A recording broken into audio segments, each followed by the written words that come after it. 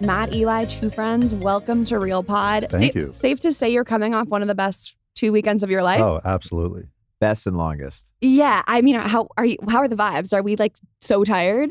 Honestly, vibes are still very good. We just came off 2 weekends of Coachella.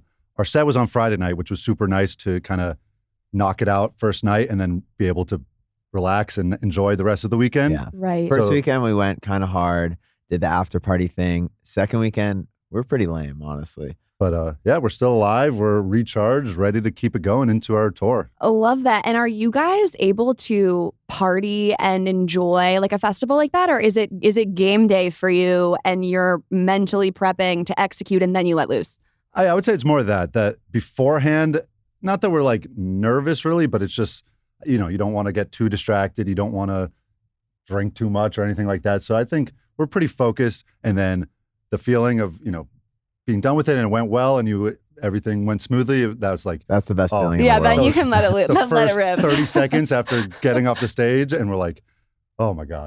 Now we could have some fun. Yeah. So wait, what does it feel like up there? Well, the funny thing is, because it's so dark before they start the set, and I'm usually the one to jump up on top and finally talk to the crowd the first time. The first weekend, when I first stepped onto our stage and saw them, because we're behind the booth and we can't see anything, it was like, whoa. Wow. It's a lot of people. And this was something that you guys had essentially manifested, one of your big goals, I think, in your career. When was the first time you guys decided you wanted to play Coachella? And did you have a moment at the festival? Yeah, I mean, it was a crazy full circle moment. We grew up in LA, so we would go to Coachella pretty much every year of high school. And the Sahara tent, which is where we played the past couple of weekends, was always the tent we'd spend the most time at. We didn't really form two friends and start working on music together until senior year of high school, which would have been the last Coachella we went together.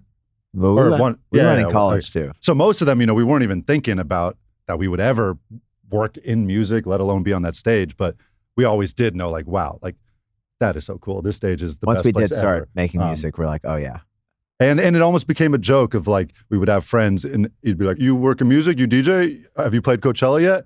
And it kind of was just an inside joke, but one of those things that we always wanted to do. And it was a pretty special couple weeks. You're like, no, but we've done all these other things. Yeah, And I promise we're legit. Exactly. It was the equivalent of we had a friend who he was working on, he invented a product and we're like, oh, you should go on Shark Tank. That was the equivalent of. That was the equivalent for the entrepreneurial. Yeah, you should go on Shark Tank. Oh, you should. Have you ever heard of Coachella? You should. It's you can't just really ask Coachella to, hey, do you mind if I play? Yeah, that's hilarious. And so you guys were best friends in 7th grade, right? And immediate friendship, start as frenemies. How'd the music thing come to be? The music thing was 6 years later. So definitely immediate friendship. Honestly, our high school friends, most of them still live in LA. So we see them. We kind of made them the first couple weeks. Couple new people were added into the mix. But I would say... Yeah, I'd say within the first couple months of 7th grade, middle school. Yeah. So then having this as a foresight of, okay, this would be so sick if we get there one day, was there any imposter syndrome? I think there's always a little bit of that because you're especially on the DJ world, because so much of a DJ's performance is prep. It's creating what you want to play, making edits, all your originals, remixes, production, lighting, visuals, all that. And when you're performing it, it might look like you're twisting knobs and whatever. And that's kind of what you are doing. It can be complex sometimes, but definitely you're damn, that was a lot of work to get here. And that's what you have to remind yourself of we did a lot to get to this point and prep for this. I think it's also, I feel like having a little of that is healthy. You obviously don't want to beat yourself up and think you don't deserve anything, but you don't want to think that you are the best ever and oh yeah, of course we're here. You want to keep working hard and have goals that you want to stay motivated. Keep that fire lit. Yeah. What's interesting, so I'm not a DJ, not in the music arena, but as an athlete, I feel like you can walk away from performance okay, we won or we lost, or my stats were good or they weren't. But as an artist, it's an acquired taste. You will do what you think is the best, but there always are going to be some people who are not my vibe. How do you deal with that? I'm a people pleaser. Yeah. I'm I want everyone to think I'm the best. I mean, the way sometimes I remind myself of that is just looking at any artist that you personally think is the best ever, they're untouchable, and just know that they have literally thousands of haters too. And people think the Beatles suck. People think Drake is awful. And like, you're never going to please everyone, and you don't want to try because then you'll disappoint the people that actually did care. We obviously don't want to like play a show that everyone hates except for us. But I think, we, at this point, we've gotten a good balance of kind of, knowing, trusting what we think will work well and kind of knowing what we think our fans will like. Easier said than done, though. It's the thicker the skin, the better. And it's sometimes that's hard, because you might have 100 positive reactions and like the one negative one, it's like, oh man, ruins your day. Which is natural, but that one person is probably not coming to any more shows anyway. So whatever, focus, as long as the 100 did have a good time. And I completely relate to that. Sometimes I'll be like, wait, I'm scanning the comments looking for negative. Yeah. And I'm like ignoring all the positive ones, looking for the negative one. Yeah, it's wild. I honestly think the most successful people are like so good with having the thick skin. So I always try my best, and it's something we're always working on. And you guys probably had a little bit of the chirpy nature just starting your career. I mean, I could list people from my high school who were like, we're going to be we're going to be DJs. We're going to make it. So I want to hear about, so obviously we know you're coming off of like career bucket list checkmark. What were the times like when you guys were figuring out your sound, figuring out if this was going to happen? You both went to college separately. So, I mean, did you have parents, friends being like, well, you should get an internship here. You should think more seriously about this. Yeah. I mean, we started end of high school, and that's 2011. 2011. So we're like, all right, I don't even know what this is. And honestly, DJs were like a thing. There was like Avicii, Tiesto, but it wasn't like that popular. Like high school, people were still trying to be in a band at that point for me. In college, I think is when we kind of just got in the right moment. But our parents have been super supportive. Friends have been supportive. And I think that's partly because we started like during the summer between senior year and freshman year of college. And it's like, all right, like, yeah, you can get an internship, but we got internships. Yeah, we did. We did have internships also. I was the worst intern ever. Supposed to answer phone calls while like producing like underneath. But I think our parents like saw us putting in like 9 hours a day in the summers. They're like, damn, they really do care about this. I think if anything, it's like we put more of the pressure on ourselves. We didn't have to prove the naysayers wrong. We just wanted to prove to ourselves that like, if we do work hard and put in hours and stick with this, then let's see where we could take it. What took you guys from a mindset of like, oh, this would be cool and I think I could do it, to no, like, I'm going to be tunnel vision. I believe I can. Because there's a lot of people, I do a lot of work meeting with students and athletes at colleges, and it's so hard. I feel like the smaller percentage of kids are like, yeah, I want to chase my dream. I want to make a life of purpose that lights me up every single day I do something. Yeah. Yeah. I think it was like sophomore year of college. I think it was during the summer. I was home and I just like couldn't sleep one night. I'm like, God, we're like, okay, we were making like a couple moves. We're learning this world. And I just can tell like we need to work so hard for like after college to be able to do this.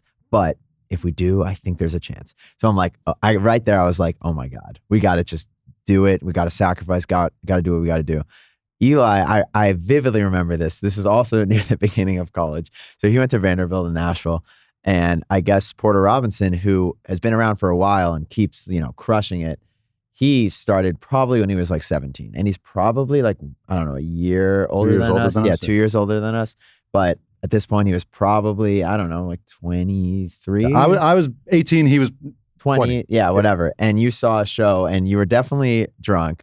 And I got texts at like 3 a.m. Just like, dude, we need to do this. I just remember I'd heard Porter Robinson's music. I didn't know what he looked like or, that he was that young. So I just remember being at that show and definitely drunk, but being like, wow, like that guy is my age, basically. Like, it's possible essentially. But I was going to say also, like, I think for me, I didn't really have, I guess that was similar to your story. Mine was more like when we graduated college and we came back home and we started to do it full time, like there really wasn't a moment that felt like, okay, now we got to do it. And there wasn't a time when it was like, okay, we're making enough money now where we could support ourselves. It was kind of just the fact that it always felt like the trajectory was still growing. So it was like, even though, we're a year out of school and we're both still living at home and we're not really making that much money, but it feels like at least we're taking steps closer. Yeah. And like, as long as we had that feeling, it was like, okay, we can't stop now because it still feels like it's headed somewhere. But honestly, even from almost day one, we like put in 100% effort. Can you explain, like, what are you learning tech-wise? How are you studying? I mean, I can't even ask the question because I don't even know. It's a combination of everything. Like it's, okay, let's say it's right when we started. It's like, okay, I'm going to try to figure out this music program. I have no clue what I'm doing. Never touched it. But literally go on Google. I'm gonna do it. And then that means on the Saturday when like our other friends are like doing something fun, I'm like, you know what? From 10 a.m., like I gotta work, I gotta do this, I gotta like try this. And then maybe I'll see you later, hopefully. So it's that kind of stuff.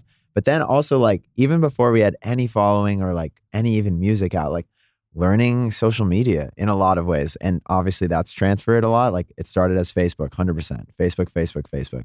And like posting every day and like being creative, like what are we posting? We have nothing to show. We just got to be funny and have personalities. And I think that has definitely also over the years like helped a lot. You have a great personality. Thanks, bro. Yeah. I was going to say though, I was joking. I thought about this in the car driving here. I'm like, 2 friends. I love it. Simple. RealPod. I mean, I'm like, we see eye to eye here. I didn't try to get too fancy with it. It's a pod. We're going to get real. RealPod. Exactly. Did you guys have other names in the mix? We totally did. We always joke about how we spent in the very, very beginning, like day one, most of the focus was on the name and the logo before we even tried to think about what we were going to make musically. Like, we were just excited to like have like a project. And so we would sit in the back of this one class in high school, senior year that we had together, and we would just not pay attention to the teacher and just come up. We had like a notebook that we just write ideas and names and try to draw like a logo. And like all of them felt so forced. And I think like Avicii was becoming very popular at the time, Alesso. And we were trying to like come up with like a word that didn't really mean anything, but it just sounded like all a name. These like European sounding phrases. Like Tiesto. So we were just like, Tavisha. And we're like, what are we doing? And so it almost was like half like, okay, we're giving up. We can't think of anything better. But then, so should we just be 2 friends? And then it was like, wait, actually, you know what? Like that's kind of swaggy. And that is, authentic. And yeah. So that's how it came about. I love that.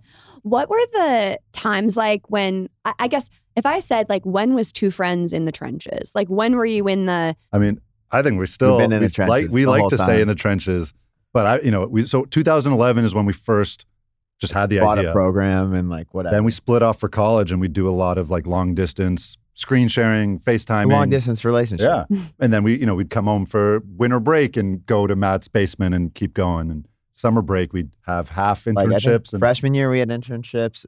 Again, I was literally the worst intern of all time. That has to speak to people. Like if you are doing something so poorly and you're just not interested and you're not you shouldn't do that. Well, the funny thing is like, I was like, oh, I'm interested in music. Like I need to get a music internship. I'm working at like this, I had 2 different ones, one at Atlantic Records and one at this like music management company that like would manage a lot of the American Idol contestants. And I was just like, all right, this is not what I want to do. I want to be the person making the music. So I'm like literally in between answering phone calls and like doing random spreadsheets that they weren't even going to use. I'm just like have my laptop out, like constantly doing stuff. And then I think sophomore year, in between sophomore and junior year, we were like, you know what?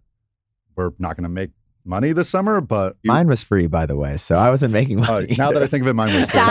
Sadly, mine were also unpaid. So then we're like, all right, it was basically a trial run of like, if we kind of knew that we were going to finish 4 years and get our degree, but we were kind of thinking, we're like, all right, if we are continuing this after college, treat the summer as like a trial. What is that going to look like? How do we fill up a 10-hour day? Who do we add to our team? And so that was the very beginning of like, it definitely felt in a good way, I think, like very entrepreneurial and like as if we're starting a business, because you basically are. And so having 2 of us and having all the, it was just us at that point. So it's like, all right, what are we doing for social media? What's our personality there? What are we doing? How are we setting up our business? All this stuff. What's our next release? Like all these kind of things. But then I think from the start, we enjoyed it and we saw that it was helpful for us to be very involved in the trenches, like you said. So I think it's hard for us sometimes. We've built a great team around us, and it's a great feeling of like handing something off to someone that you trust a lot to do it. That's so hard to do, by the way. But it's hard to do. So I Mhm. think, there's certain things still where we're like, you know what, we want to be involved in here and we like being involved, and hopefully. But it is a funny thing of like, you think of peers, maybe even, even bigger, like, okay, we were at Coachella and like Bad Bunny was Saturday. And I'm like, what do you think Bad Bunny is like doing XYZ that we're doing in the trenches? I'm like, it cannot be that way. What example? Oh my God. I mean, it's like spreadsheets that so many that we're things. involved in, like all the merch designing back and like, forth. I mean, we're just, I don't know if it's perfectionist, but we just like, I think that's important. Like, you care about the look or the t-shirt because your fans are going to wear it and you want to know, like, I would wear that too. I find that I'll have other influencers or creators like give advice on a podcast and I'll be like, oh yeah, that's sick, I want to do that. And then I'm like, wait, I'm not them. Like, I take pride in this, or these are the things I want to do and these are the things I don't. And I think it's important to stay true to that. Yeah. I do think when you become like A-list level, like at some point, you gotta let go of some there's things. too many things going on. Or find the person who's better at it than you, which obviously exists in a lot of ways. You just gotta like find the person and be patient, I think, sometimes. So it sounds like you guys do have lots of irons in the fire, and you have for many years. At one point, someone's got to experience burnout, whether it's one of you or both. Like, how do you get through those times? I think, I don't want to speak for Matt, but I feel like we've done a pretty good job of, there's always been a light at the end of the tunnel for the toughest runs. So there were times when it's like, okay, we are doing 12 shows in 12 days, and there's 25 flights involved in that logistically, and it's going to be tough. But it's always like, okay, like one day at a time, let's do this. We're not, when we have something like that, we're very aware that like, all right, we probably should try to sleep instead of go to that after party. And we should, this is going to be tough. So let's power through this. But then the light at the end of the tunnel is like, all right, we did that. We have a couple nights off. And then that's on the tour side, which is probably the easiest way to burn out. But on the music side, it's like, you got to stay motivated. Like, why are you excited? Like, why are you doing it? And maybe that's like, I really like the song we're working on, and like, I'm excited about that. But I will say, we have been touring for a bit now, and like COVID, we had our first bus tour. So it was basically 35 shows in like 6 weeks or whatever. And like the day before COVID lockdown started, and I was so tired. So like, I was like, you know what? Okay, this sucks. Like, a lot of these spring break shows are getting canceled, but like, I'm dead. Like, yeah, you're like, I don't even know how I would have done it. So what about the times that you have to, though? Like, it is a tough day because you're exemplifying party, like hype energy, like let's freaking go. What about the shows on the mornings that you're human and you're like, God, the last thing I want to do is like jam. Yeah, the worst part is, I think, if you're like sick or anything, which has definitely happened, and that's hard. You really got to power through it. Conserve your energy until like the final moments, but the adrenaline sometimes will help. But yeah, I mean, that's the thing. And you get the adrenaline, I think, of knowing that like, all right, these people paid to come here. You have to put on a show. And like that sometimes is a kind of a joke backstage too, is it'll be 45 seconds until we're supposed to be on the stage. And Matt and I are just like sitting on a couch quietly, like, it's not like a crazy pregame environment. And like someone, our manager will walk in, he's like, are you guys like good? Like, you guys are starting. Do you need to stretch? And like, we could turn it on in a second. And like, when you walk, especially when you see the crowd, it's like instant. It's like, I don't need to pump myself up as much anymore, because when you go out there, you're going to feed off that adrenaline. But would you stretch? Or I stretch at least. I love a good pre-show stretch. But I'd say it's also definitely been helpful that we have two of us and that we've grown our team. So we have like, now when we do a show, when we're on the bus, there's 20 people now. We have two buses. So it's like we've built a good crew that it's fun to hang out with everyone. And, the mood is generally light, besides when everyone's stressed about something. But now, so now more of the tough touring will be like, if you have 2 shows in a day and you have to like get 0 sleep, go straight to the airport. I would say back in the day, which was not so long ago, it would be Eli and I going from connection to connection to some random college town. We had no ride like at the hotel to get food. So we're just like, oh, there's like a Arby's like a mile away. Let's just walk there. In this random. And that's what it says. Like that, having 2 of us in that situation is like so crucial. And like we take our hats off to the guys that are solo and don't, they might not even have a tour manager or a photographer at the beginning that they're traveling with. So like we've done it. It's been a long time, but in the very, very beginning, each of us had a span where like we had to do 1 or 2 solo shows. Not that fun. And they were like brutal. Like you're like, wait, no, this is one friend. We're 2 friends. And it's obviously that part of it. But then also just like, I remember so vividly going to a show at Penn State without Matt. This is while we're in college. While we're in college and not knowing anyone there. And like, for whatever reason, the show was on a Saturday night, but they flew me in on Friday morning and flew me out on wild, Sunday night. Now we're like in and out. And I just remember being in a hotel by myself and like, wow, like this kind of sucks. Like hopefully, the show will be fun for the 2 hours that takes up. But like, I am in the middle of nowhere and I don't know anyone. And like, we're breaking even after you pay for all the flights and whatever. Yeah. But, well, that kind of feeling is a common phenomenon, I think, with just performers. I think Lady Gaga famously said this in a documentary and everyone carries it on. Just going out onto a stage, having thousands of people screaming, loving you, like, it's just wild. And then it ends and your ears are kind of ringing and no one's around. And then you just think about yourself and your life. And it's like, whoa, it's 2 insane extremes. Yeah. Emotionally. Yeah. I can't speak for you, but I actually love the moment of like the contrast of like, wow, that was wild. Now it's quiet in a hotel. and you're safe. Yeah, you're safe. But I will it. say it in those moments, I feel like it makes you think like, wow, this world, this career, like you definitely do miss out a lot at home. You're like, what's my family up to? Mm-hmm. Oh, my brother's getting dinner with my grandma. Like, oh, that would have been nice to do Saturday night. You guys sacrifice so much to get where you are. I think that's the thing. It's like the Coachella moment is the sickest thing ever. And everyone would be like, I would do anything to perform at Coachella. But it's like all the things you've done the past however many years that you didn't go to then Definitely. get the one opportunity. Yeah. Do you guys like not being as like visually recognized? Is it cool to be able to like, go to the airport and go to CVS and know you're pretty much going to be chilling unless you have like some real fans who are scouting for you?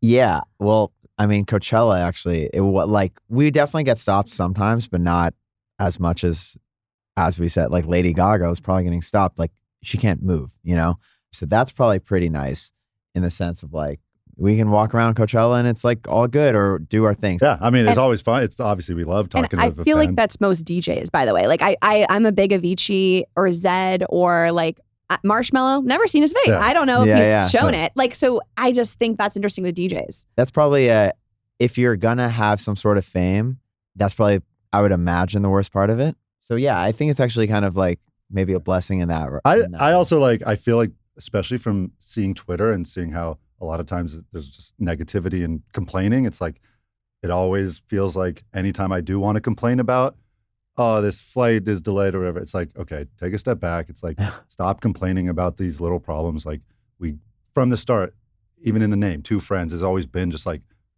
this is, we hang out anyway. We're for a while, we weren't even making music, but we'd make these weird songs on GarageBand, not like as a music project, just because we're hanging out on a Saturday morning and have nothing better to do. So it's always like, this is our career. We're flying to a part of the country that we may never otherwise see, show up at a party. Everyone's happy. Like we play music and, obviously we work hard, but like that to me is always kind of in the back of my head of like, okay, I can be a little upset, but like, I'm not going to go on Twitter and complain about this. I'm not going to like say, oh, it's so hard when someone wants to take a selfie in the airport. Oh no, So I love that. I'm not saying you did. But. No. I was saying like, yeah, if you look at videos of like Justin Bieber, like walking anywhere, that would be really hard. No, there's a level of fame I like don't ever want to reach, which is interesting because obviously I think all of us here in our careers, like, the goal is always growth. It's always more listeners, more followers, more views. And then you're like, wait, but what comes with that is maybe some of the things I don't want. But then like, what's the perfect number that I decide to stop kind of hustling at? It's interesting. Right.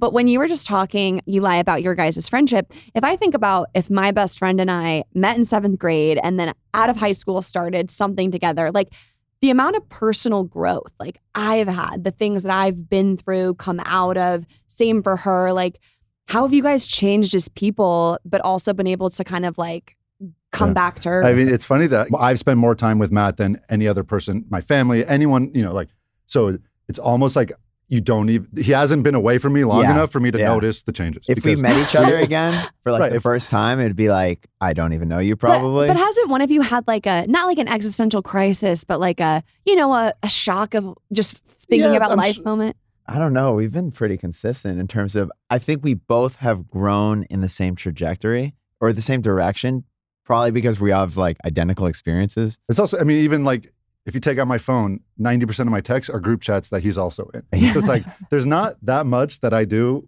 where he's not there. Right. But It's and like- even if we have an off weekend, like there's a good chance the friends we're hanging out with like include each other. It'll be like other people too. But then, yeah. So then there's the, like, every now and then we'll get home, we'll have shows Thursday, Friday, Saturday, come home Sunday morning, get to the Uber from the airport and be like, all right, So do yeah. whatever. Like, Don't contact yeah, me. like have See you a- on Monday, yeah. but and the not funny till thing is then. like Monday is like less than 24 hours away. It's like, Yeah. okay, you could have 12 hours to yourself. And Yep, then exactly. back to work. Yeah.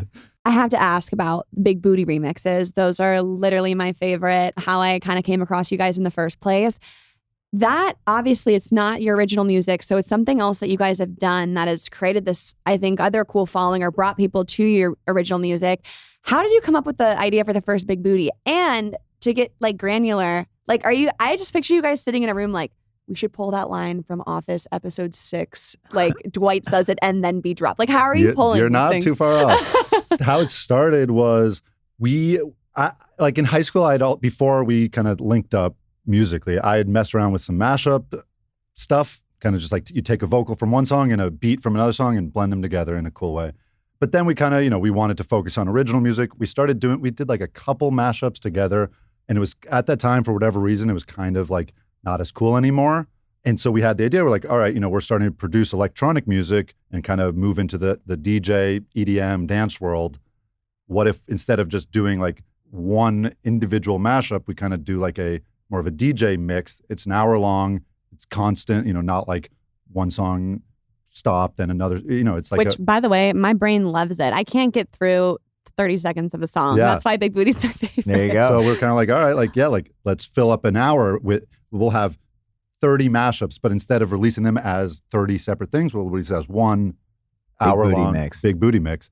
And it kind of, that was like, we didn't have a big plan for it. It was kind of just like, let's see what happens. And, I think just by luck of the draw, we named the first one Volume 1. We're Yeah, like, like, hopefully hopefully- it'll be a 2. and if no one likes it, there will never be a volume 2. And Yeah. hopefully no one will notice. But then it was kind of just like, all right, let's see what happens. And, the response was like, it wasn't like overwhelming, Not but even it was at all. But there's enough positive. momentum where you're like, okay, And maybe it's also- we'll do 2. It was like fun. It was like fun that we could, have different, we could work on the original music. We could make our own remixes. We could make these mixes. It was Basically like spreading the net of like, chances of success. And definitely Big Booty mixes have helped a lot. And the funny thing is, like, the most rabid fans on both sides, whether it's like remixes, originals, or Big Booty mixes, like now they love both. So it kind of all comes together at the show, which is a combination of it all.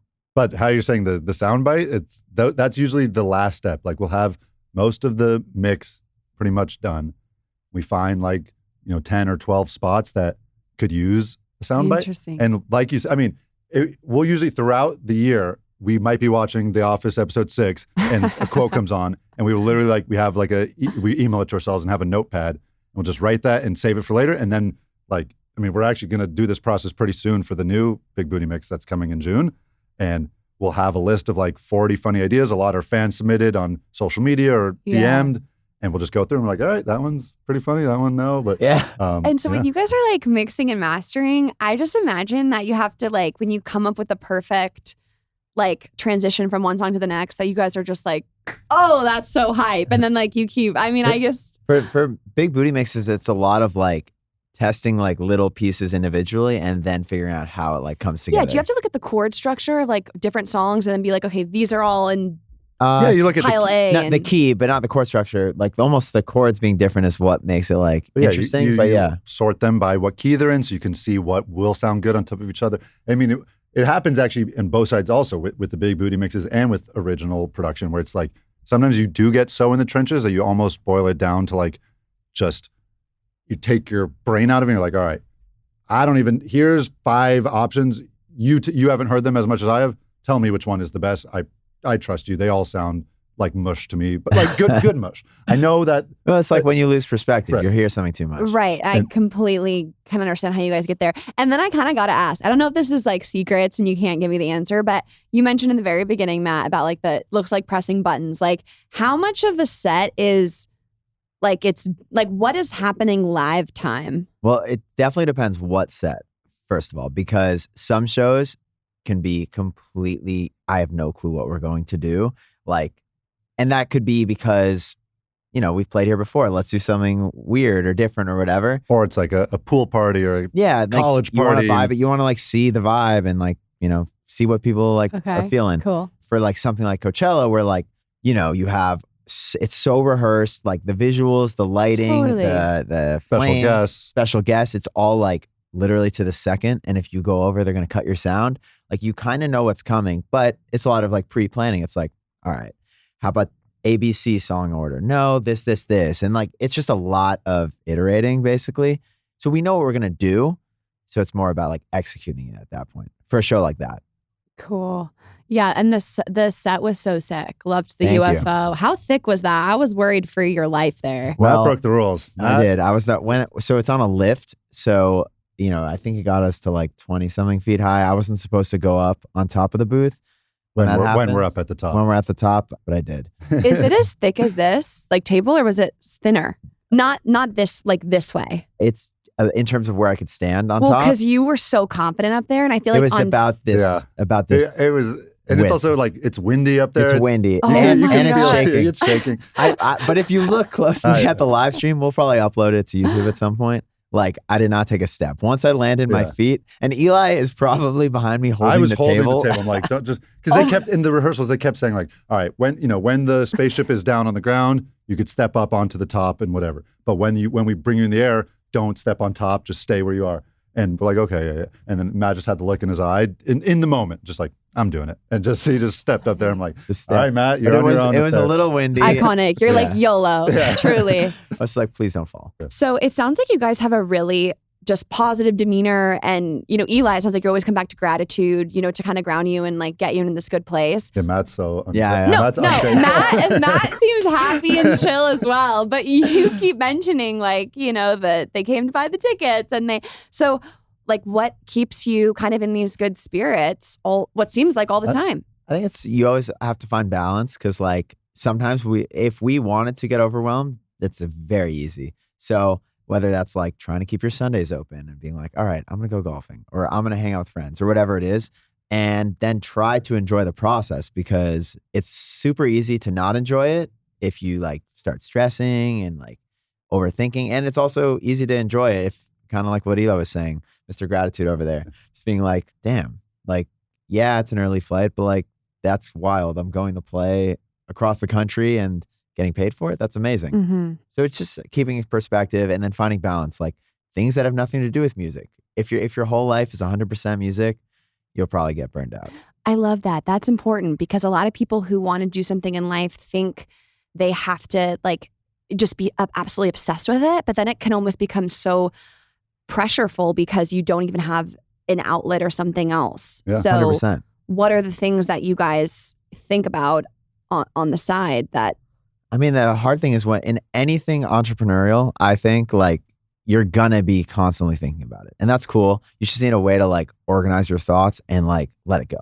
So like for Eli and I, we have different ways and stuff, but like if I think of something that like, I don't want to forget that. That's a good idea. Or we really need to get on that. We're like late. I'll just email it to ourselves and deal with it when I'm back on my computer. Like Eli has 1,000 notepads, Mr. Organized over here. So it's like kind of figuring a way to like not stress about it, be on the ball, but also being like, all right, I will deal with that. I will get to it and not sleep because I'm thinking about it. mm-hmm. And finding other things like I've been getting into golf. You know, we both love sports. We've been in the same fantasy football league for like, I don't know, 15, 20 years almost since middle school. So just finding like things that are not music. And that could be just, you know, after you leave the studio, like, I mean, we're still texting a lot and we're doing a lot of stuff still, but just trying your best. So I'd say also the Sunday thing. I know that's come up a couple times. Like Sundays are so sacred. But like we will like even this Sunday we actually have a show in Las Vegas on Sunday night, so it kind of doesn't apply. But normally we're done with shows Our last show of each week will be Saturday night, and we will like the rest of our team sometimes hates us for this. They don't have to join us. We always tell them if you want to sleep in and take a later flight, by all means. I'm like, no, we'll come with you. But we will, we'll play till 3 a.m. on Saturday night and be on the 7 a.m. flight Sunday morning, just because we'd rather get home and be a little tired. We'll sleep on the plane. Yeah. But versus if we do sleep in and then you take the flight, now it's Sunday Night. evening, and that's our only like quote unquote like weekend because we're kind of working the rest.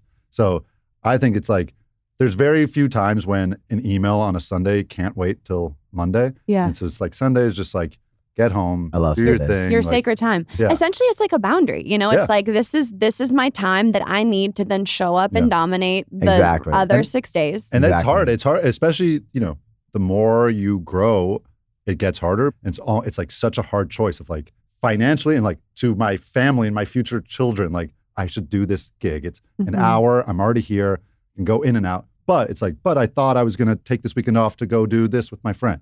And it's like, the more you grow and the more it's like, it's really hard to say no to stuff, but you have to, you can't do 200 shows in a year. Yeah, our agent like loves us in the sense that like, and he kind of instilled this, like you got to say yes to every opportunity.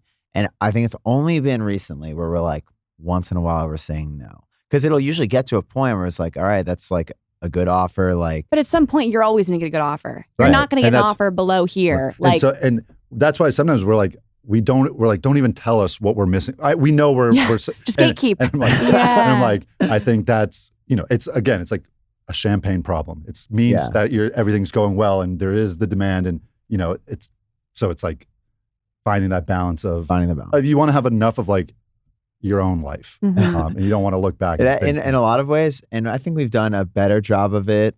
We've done just enough good a job, like passable, that like we don't look back since college and we're like, we have no life at all. In the beginning though, when we were, we're still very hungry with it all. But at the beginning, it was like the first or second year after college. I remember I moved into a house with some friends, and I think there was one out of literally, we did a year lease. So of 52 weeks, there was like one Friday night the whole year that I got to hang out with them. Yeah, it's interesting, but it's true. Like you have to, you work so hard to then get to go to that wedding or to then get to go, to lunch with your grandma, but it is hard to say no when you always respect the worth of $1.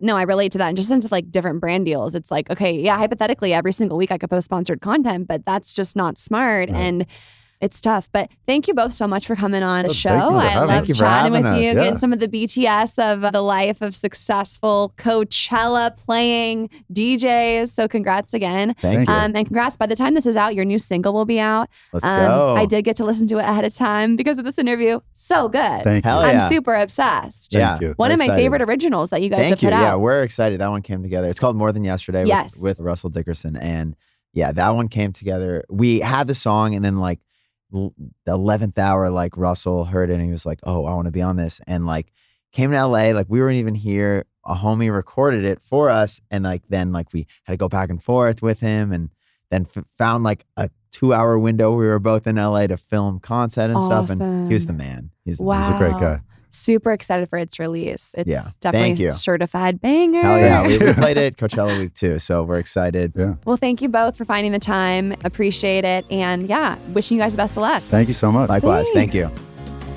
Thank you so much for listening to this episode of RealPod. If this hit home or helped you in some way, send it to a friend, a teammate, roomie. Share the love, share the realness. New episodes of RealPod come out every single Wednesday. So make sure you are subscribed to this podcast so you never miss an episode.